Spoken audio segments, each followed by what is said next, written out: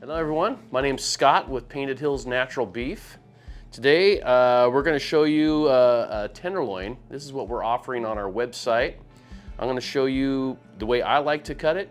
We'll start off by cutting into roast and then show you what we do there, and after that we'll just cut into steaks for those you just want to do it as a steak.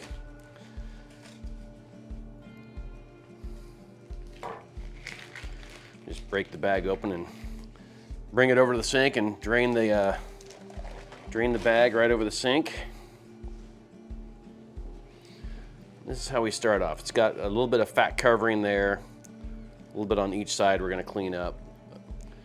To start off with, I take the side muscle, also known as the chain, and it pretty easily just comes off by hand all the way down to the very end.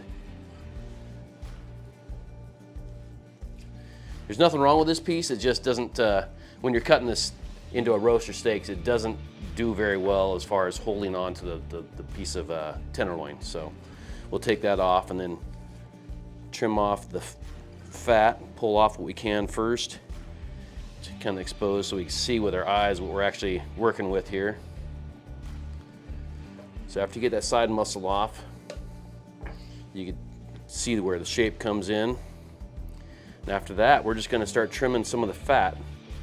I just lightly skim off, get your knife underneath a little bit, and just start pulling. Tenderloin's one of those cuts you could actually pull it off fairly easily with your hands.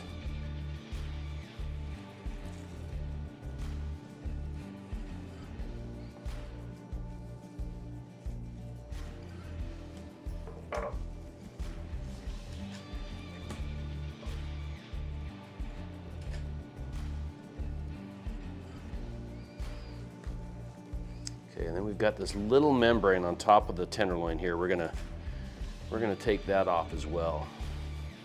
I just get my knife underneath there, just slightly, give myself a little handle, and then pull that tight and just bring your knife along. I've been doing this a few years, so not everybody will be able to get it as clean as that, but you try and leave as much meat on the tenderloin as possible.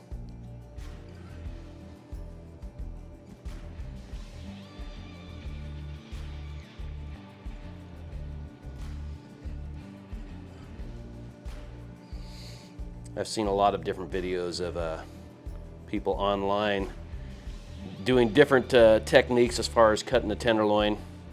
This is the way I like to do it. I've cut both for retail and for restaurants, and this way just works best for me.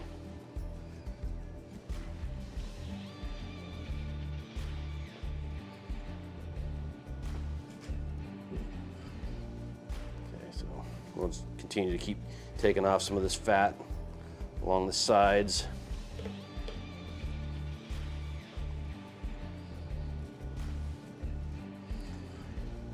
You could also trim it after you get done. If you want to cut into steaks or roast, you could always just trim it down a little further, however you feel comfortable.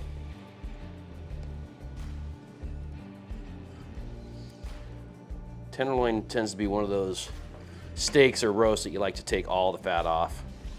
A lot of the other roasts, you leave fat on to keep it nice and moist and flavorful.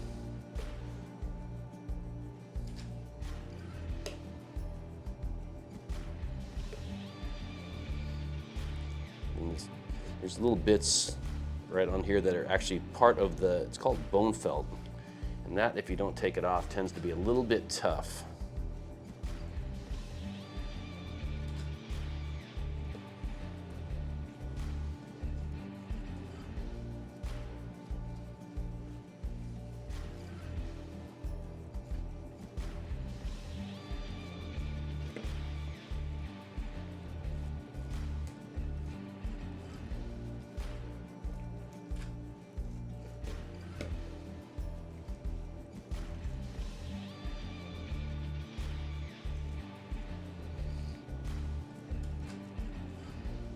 So that's pretty well cleaned up right there, and you can see just the shape of the tenderloin,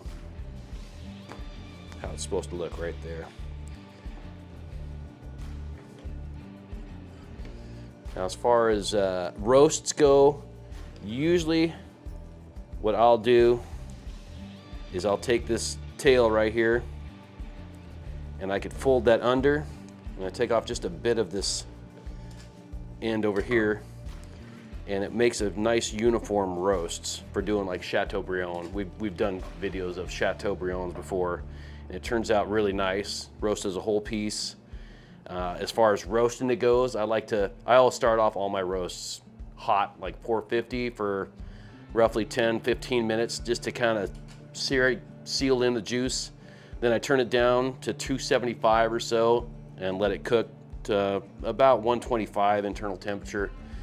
When you turn down the temperature like that, when you're cooking it, it actually cooks more evenly throughout, so it'll be nice and pink all the way from end to end instead of having brown around the edges.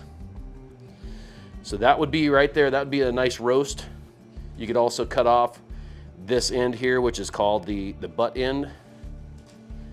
That can make a nice roast right there, and this would be a more traditional Chateaubriand that you actually see in the restaurant, where it's just a nice cylinder. And for those of you that want to do steaks, we'll just start cutting into steaks.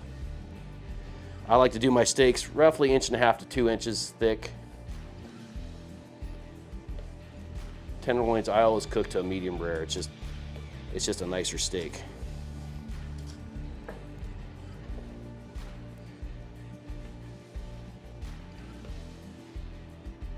This is a sharp knife, but with tenderloins, actually the tenderloin is such a tender piece, you could be working with a dull knife and it still turns out just fine.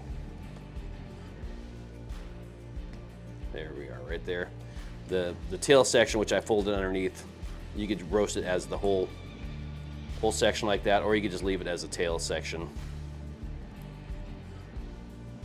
But that is basically a simple way of just doing a nice tenderloin if you want to buy the whole piece. Saves you a lot of money if you buy it as a whole roast in the bag like that, and it doesn't take much. You do have a little bit of waste here that you could use for other things. You could make some stew meat or even grind it down if you got a home grinder.